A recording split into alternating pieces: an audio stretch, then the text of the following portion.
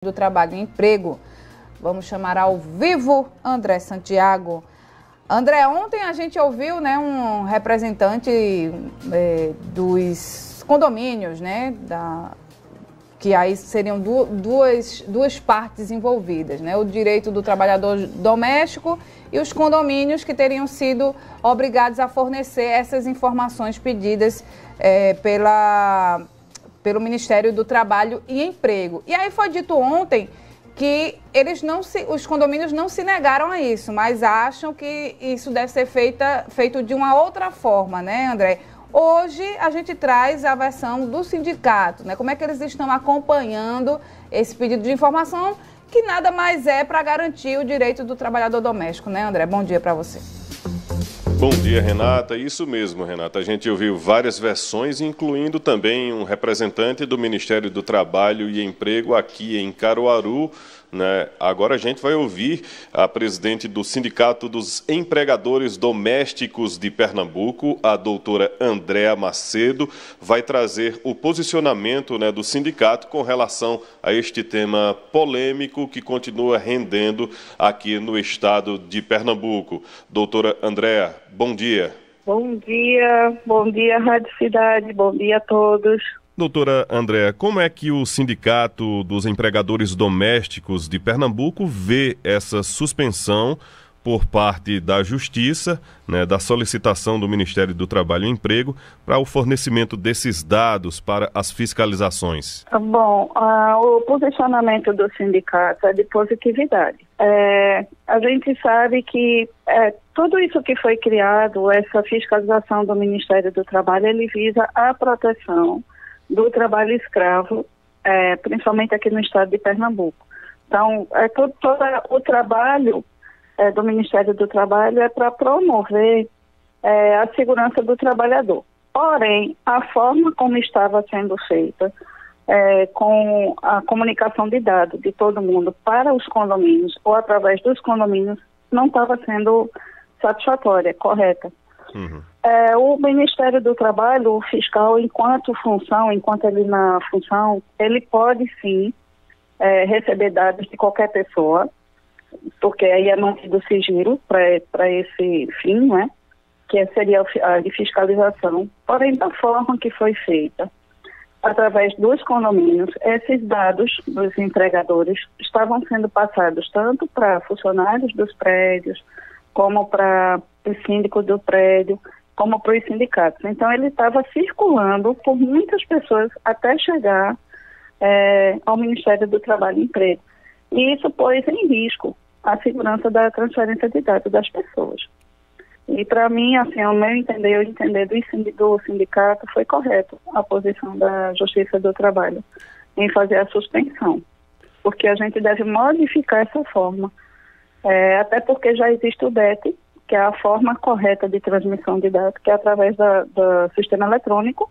Aí sim, o empregador pode fornecer os dados, porque ele vai direto para o sistema de base do Ministério do Trabalho.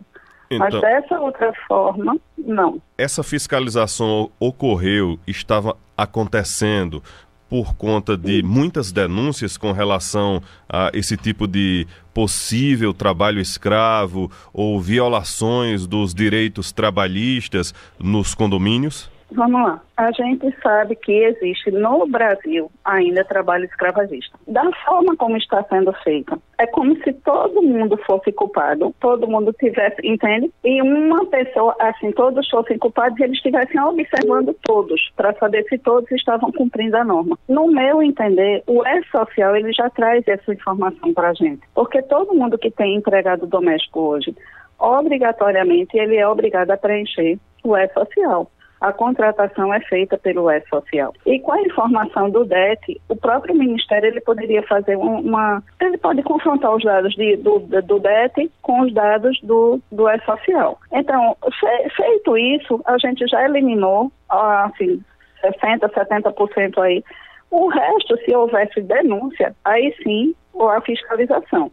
Então, no nosso entendimento, quando temos denúncia, sim, a fiscalização ela é necessária, ela é obrigatória. Presidente Andréa Macedo, como é que está o mercado em Pernambuco com relação aos profissionais, né, os empregados domésticos, principalmente após a regulamentação dessa profissão, né, desse serviço? A gente teve um aumento de regularização do emprego doméstico, assim, favorável, muito bom, substancial. A maioria dos trabalhadores hoje que estão em residências, eles estão registrados. Quando chega caso de falta de registro, nos sindicatos eles são corrigidos. A gente conversa com as partes para que as partes façam a regularização do E-Social. A gente enfrenta um problema, e eu queria aproveitar esse momento, que é a questão do Bolsa Família.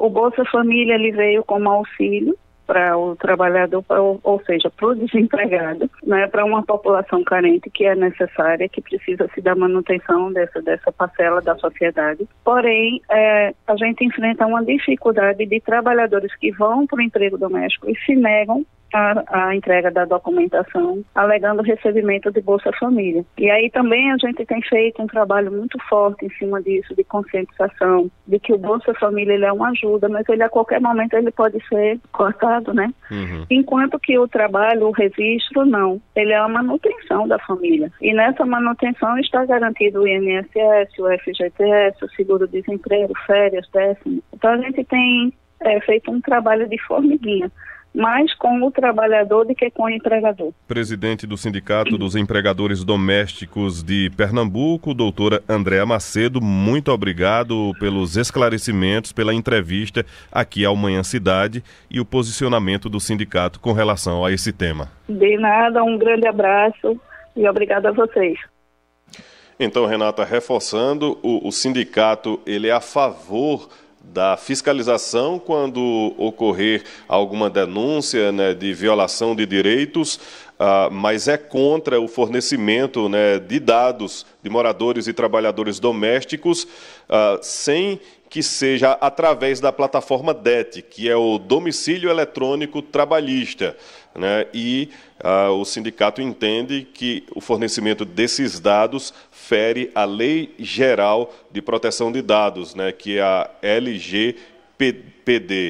Ou seja, o sindicato é a favor da fiscalização quando tiver denúncia, mas é contra o fornecimento desses dados sem que seja através do Domicílio Eletrônico Trabalhista, o DET. Renata.